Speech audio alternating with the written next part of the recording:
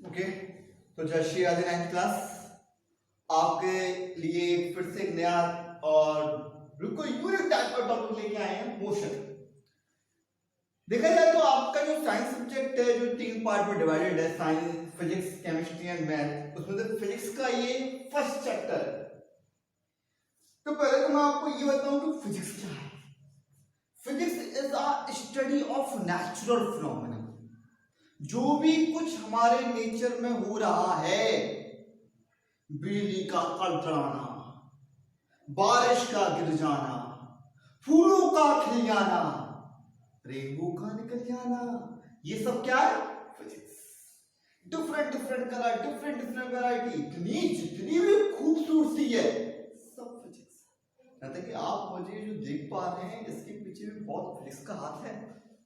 जो आपके हाथ में जो खिलौना सा लगा हुआ है ना, मोबाइल, ये भी फिजिक्स है। तो ये फिजिक्स तो बहुत कुछ, बहुत विस्तार है। उसका एक छोटा सा टॉपिक है मोशन। मोशन नाम समझा ना? मोशन क्या है? मूवमेंट। आपने 8th क्लास में 7th क्लास में पढ़ा है। मैं कोशिश करूंगा आपको कुछ अलग बता सकूं, कुछ नया बता सकूं। 9th क्लास के हिसाब से आपका लेवल थोड़ा सा ऊपर उठा। मोशन क्या है? Movement. but motion is not only a movement. Motion movement है, पर केवल मूवमेंट ही नहीं है मोशन। मूवमेंट के अलावा बहुत कुछ है। अच्छा, मैं आपसे ये पूछूं, ऐसी कौन सी चीज है जो मोशन में नहीं है? एग्जांपल दे सकते हैं मुझे आप कहेंगे सर हमारे आसपास की wall, but wall also is in motion. Wall किससे बनी हुई है? पार्टिकल से। पार्टिकल में क्या होते हैं? एटम। एटम में क्या होते हैं? इलेक्ट्रॉन। इलेक्ट्रॉन क्या कर रहे होते हैं? मूव। वॉल किसमें? मूवमेंट। आप कहोगे सर हम बैठ के आपको देख रहे हैं तो हम किसमें? रेस्ट में।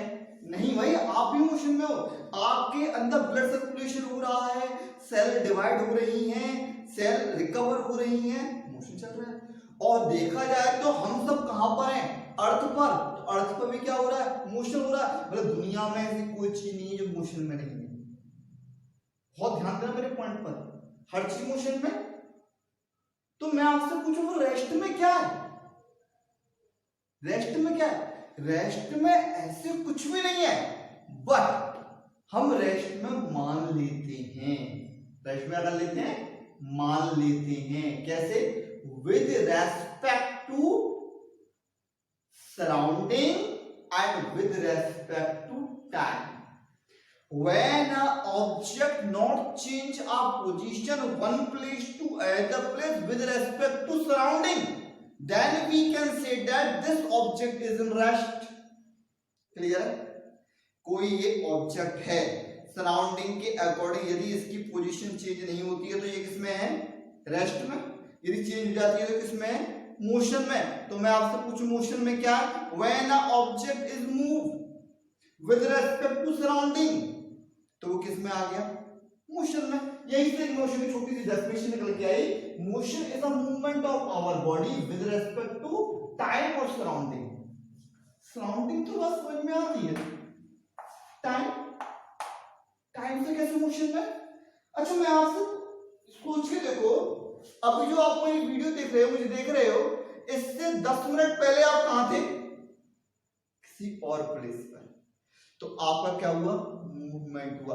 10 मिनट बाद किसी और प्लेस पर। यदि मैं आपसे कहूं 9 बजे आप सोफे पे बैठे हुए थे, 9:30 बजे बेड पे चले गए, तो टाइम के अकॉर्डिंग क्या हुआ? मूवमेंट। तो मोशन को हम टाइम के अकॉर्डिंग भी बता सकते हैं कि इसका मोशन हो। जैसे अर्थ का रिवॉल्यूशन कहते हैं, रात हो गई क्योंकि अर्थ मूव कर रही है, दिन हो गया अर्थ मूव कर रही है। तो अर्थ मूव कर रही है, अर्थ का क्या हो रहा है? मोशन में है, अर्थ मूवमेंट हो रहा है। किसके respect? With respect to time. समझ में आया? तो मोशन को हम सराउंडिंग और टाइम के रेस्पेक्ट डिफाइन कर सकते हैं, बहुत इजीली कर सकते हैं। इसी अकॉर्डिंग मोशन की 3 टाइप्स आए।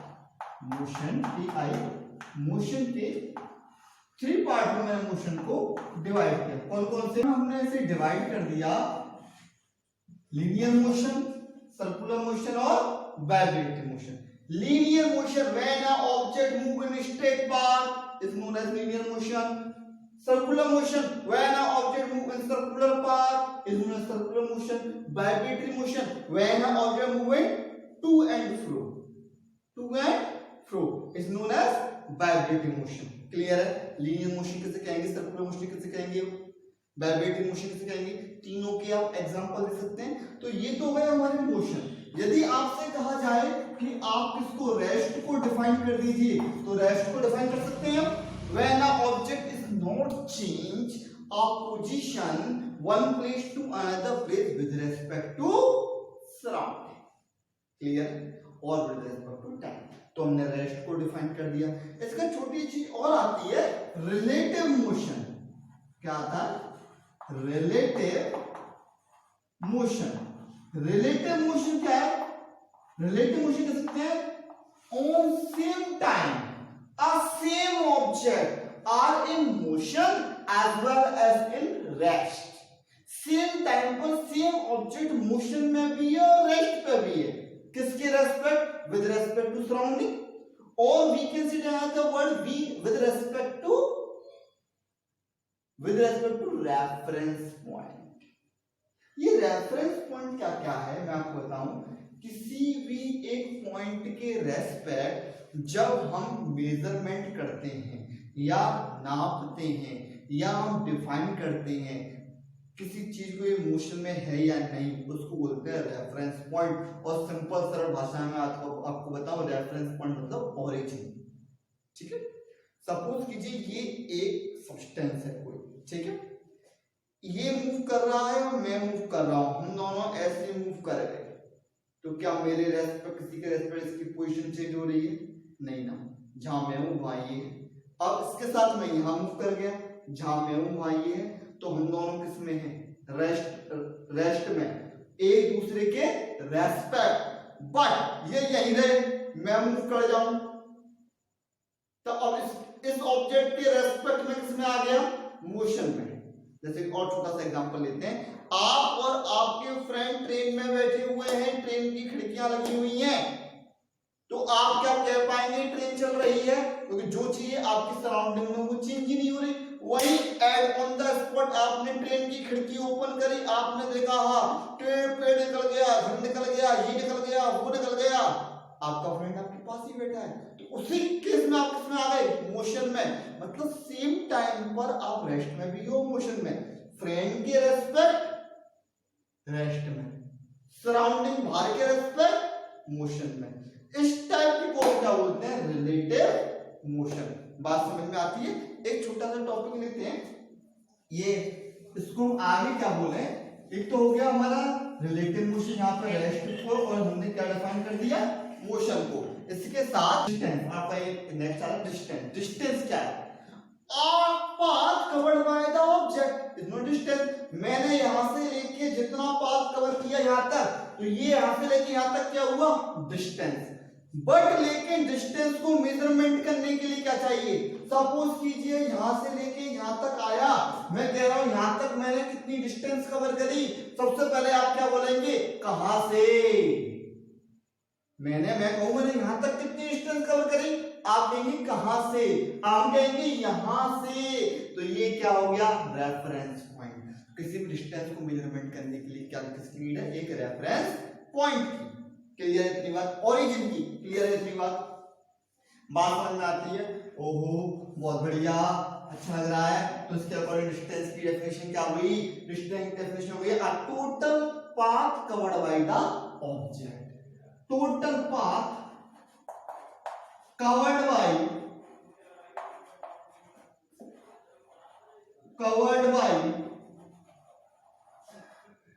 ऑब्जेक्ट।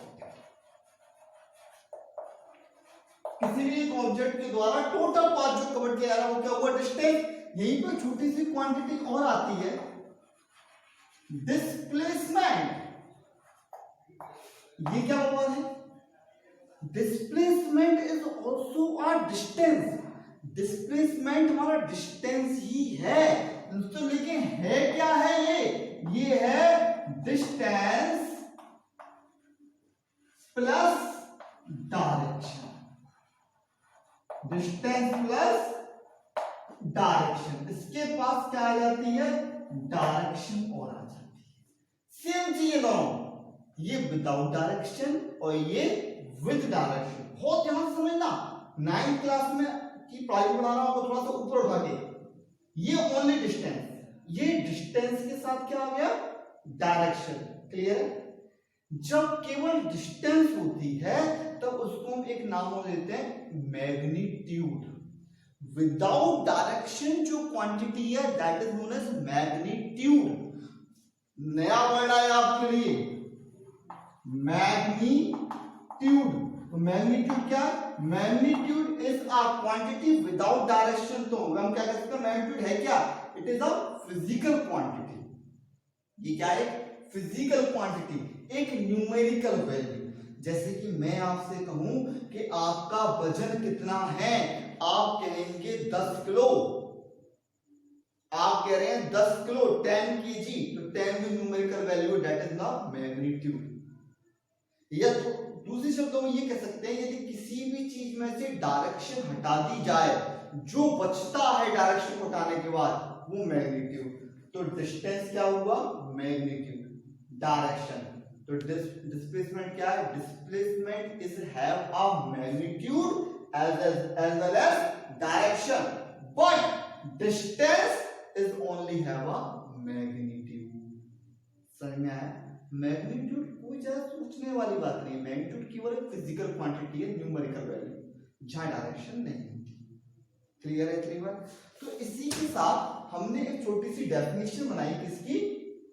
डिस्प्लेसमेंट की। तो डिस्प्लेसमेंट को हमने क्या कह दिया? Displacement is a shortest distance. जब सपोज कीजिए ये एक पॉइंट है, ये मेरा दूसरा पॉइंट है, ध्यान देने बात को, ये ए है, ये बी है, मुझे ए से बी के पास जाना है, क्या मैं ऐसे जा सकता हूं? ये क्या कहलाएगी? डिस्टेंस। बहुत ध्यान देना, ये क्या कहलाएगी? डिस्टेंस। क्या मैं ऐसे जा सकता हूं? ये भी क्या कहलाएगी? डिस्टेंस। क्या मैं ऐसे घूम के ऐसे जा सकता हूं? ये भी क्या कहलाएगी? डिस्टेंस। डिस्प्लेसमेंट क्या कहलाएगा? एक ऐसी डिस्टेंस जिसके पास डायरेक्शन हो, या इसका छोटा सा डेफिनेशन और बनी क्या? SHORT, shortest distance. इसको मैं क्या बोल सकता हूं? Shortest distance. मतलब इन दोनों पॉइंट की सबसे छोटी दूरी कौन सी कहलाएगी? नजर आ रही है? नहीं आ रही? इन दोनों पॉइंट की सबसे छोटी दूरी ये वाली। तो ये डिस्टेंस भी है और ये डिस्प्लेसमेंट भी है। ये डिस्टेंस भी है, ये डिस्प्लेसमेंट भी है, और ये सब क्या है? केवल डिस्टेंस है। कुछ क्लियर हो रहा है? थोड़ा और एग्जांपल लेके मैं आपको समझाता हूं, थोड़ा सा और क्लियर होगा आपको। देखते हैं हम एक दो छोटा सा एग्जांपल और लिया। सपोज कीजिए आप यहां पर खड़े हैं, बहुत ध्यान दीजिएगा, यहां से आप यहां पहुंच गए, मैं आपसे पूछूं डिस्टेंस कितनी कवर करी? किसके लिए? ए से बी तक के लिए डिस्टेंस कितनी कवर करी? आप कहोगे यहां से थे 1 2 3 मीटर। ये सारी चीज किसमें दे रखी है हमको? मीटर। क्लियर है? मैं आपसे पूछूं डिस्प्लेसमेंट कितना है? डिस्प्लेसमेंट की डेफिनेशन मैंने आपको क्या बताई? शॉर्टर डिस्टेंस, छोटी डिस्टेंस। इन दोनों में से छोटी डिस्टेंस क्या है? 3 मीटर। अच्छा, मीटर पता है क्या है? मीटर इसकी यूनिट है। मीटर क्या है? इसकी यूनिट। डिस्टेंस की भी मीटर होती है और डिस्प्लेसमेंट की मीटर होती है। क्लियर है बात? अब एक पॉइंट आया यहां पर सी, मैं आपसे कहूं ए से सी तक डिस्टेंस कितनी कवर करी? आप कहेंगे 5। ठीक है, आप यहां से यहां गए, यहां से फिर यहां, डिस्प्लेसमेंट कितना हुआ? सिंपल सी बात है, 5 शॉर्टेस्ट डिस्टेंस। मान लीजिए यहां से आप रिटर्न बैक होने लगे और कहां आ गए? यहां आ गए किसी डी पॉइंट, रिटर्न बैक होके। मतलब अब मैं आपसे पूछूं ए से डी तक, how much you cover a distance? आपने डिस्टेंस कितनी कवर करी? ए से पहले कहां गए आप? सी पर 5, फ्लोटो 5 से 5 6 7 8, कितनी डिस्टेंस कवर करी? 8 मीटर। नहीं आ रही बात समझ में? आ रही है ना? टोटल डिस्टेंस कितनी? तो यहां तक गए यहां से फिर थोड़ा लौट गए, यहां रुक गए, तो यहां से पहले यहां तक फिर यहां तक, ये क्या हुआ? डिस्टेंस। अच्छा मैं आपसे पूछूं ए से डी तक का डिस्प्लेसमेंट क्या है? डिस्प्लेसमेंट होता है शॉर्टेस्ट डिस्टेंस, यहां से लेके शॉर्टेस्ट डिस्टेंस कितनी है? केवल 2। सही में आया? अब ये लौट के रिटर्न बैक यहां पे आ गया, डिस्टेंस कितनी कवर करी? ए से मान लीजिए ई पॉइंट, दोबारा लौट के ये ई पॉइंट पे आए, यहां गए 5, लौट के आए 5, कितना हुआ distance? 8, 10 metre, sorry 10 metre. Displacement कितना हुआ? लौट के उसी पॉइंट पे आ गए ना, 0। तो यहां से एक चीज और समझ में आई, डिस्प्लेसमेंट कैन बी 0, डिस्प्लेसमेंट 0 हो सकता है, but distance can not be 0, distance 0 नहीं हो सकती। यहीं पर एक छोटा सा एग्जांपल लेके और समझाता हूं मैं आपको कि मान लीजिए ये हमारी वॉच है और ये वॉच में एक मिनट वाली सुई है, इस मिनट वाली सुई की डिस्टेंस हमारी 2 सेंटीमीटर है, ये 12 पर है और घूम के कहां पे आ जाती है? यहां पर आ जाती है। ठीक है, मैं आपसे पूछूं इस केस में इसने डिस्टेंस कितनी कवर करी? डिस्टेंस कितनी कवर करी आप बता पाएंगे?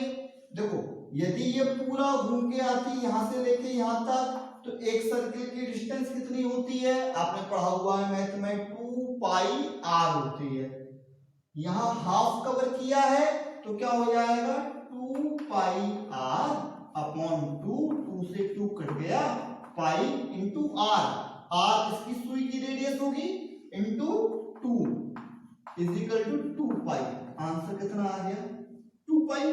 अच्छा यही मैं आपसे पूछूं डिस्प्लेसमेंट कितना कवर किया इसने? डिस्प्लेसमेंट शॉर्टेस्ट डिस्टेंस, यहां से यहां तक की 6 पे आने तक की शॉर्टेस्ट डिस्टेंस कौन सी है? डायरेक्ट ये कितनी होगी? 2 ऊपर 2 नीचे, 4 सेंटीमीटर। नहीं आई बात समझ में? क्लियर है? इतना कर सकते हैं ना? अरे यहाँ पे एक चीज और आती है, एक होती है वेक्टर क्वांटिटी, एक होती है स्केलर क्वांटिटी। होता तो इनमें बहुत कुछ है, 11th में आगे पढ़ोगे। अभी के लिए आप इतना समझिए, जिसके पास डायरेक्शन है वो वेक्टर क्वांटिटी, और जिसके पास डायरेक्शन नहीं है, केवल और केवल मैग्नीट्यूड है, that is known as scalar quantity. मैं आपसे पूछूं डिस्टेंस और डिस्प्लेसमेंट में कौन सी वेक्टर क्वांटिटी है?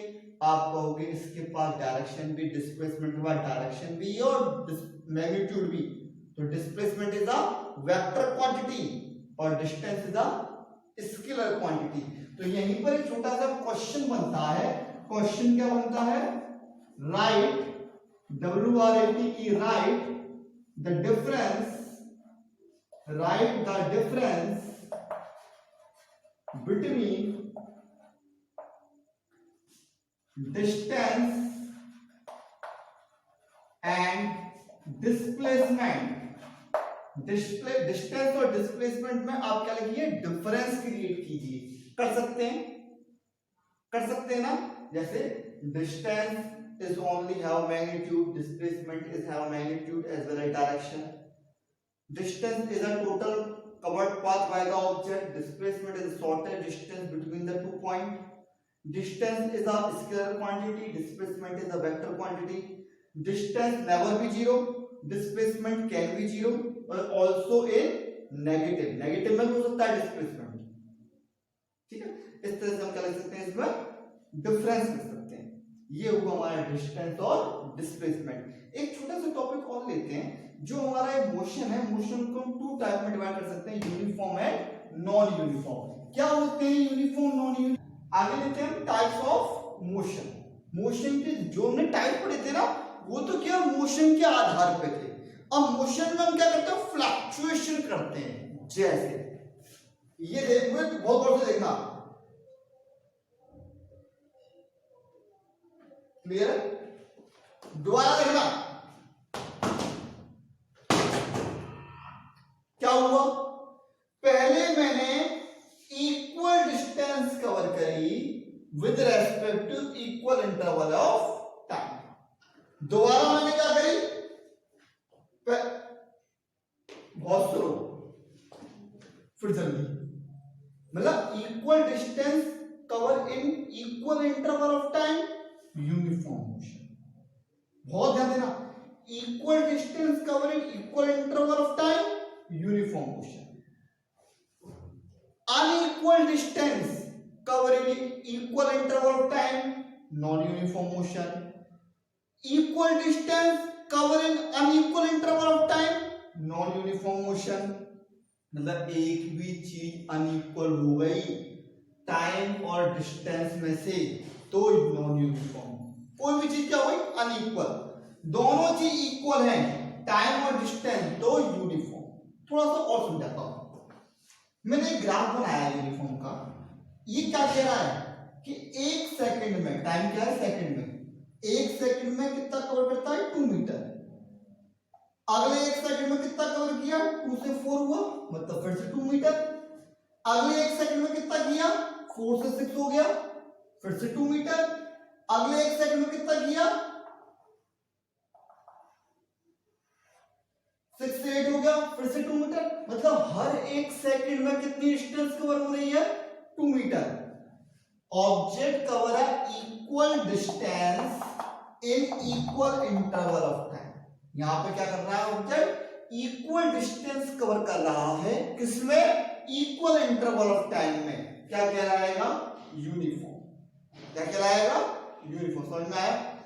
दोनों में से कोई भी एक चीज अनइक्वल हो जाए, चाहे टाइम चाहे डिस्टेंस, मतलब ज्यादा डिस्टेंस कवर कर ले कम टाइम में, फिर कम डिस्टेंस कवर कर ले ज्यादा टाइम में, एक भी चीज अनइक्वल हो गई तो नॉन यूनिफॉर्म। यहां देखिए एक सेकंड में पहले यहां पे ये 1 मीटर ही कवर किया, यहां पर यहां तक बनाया, फिर अगले एक सेकंड में फिर से 1 किया, लेकिन अगले एक सेकंड में 2 से कहां पहुंचे 4 5 पर 3 मीटर कवर कर लिए, तो अनइक्वल हो गया ना कुछ, नॉन यूनिफॉर्म।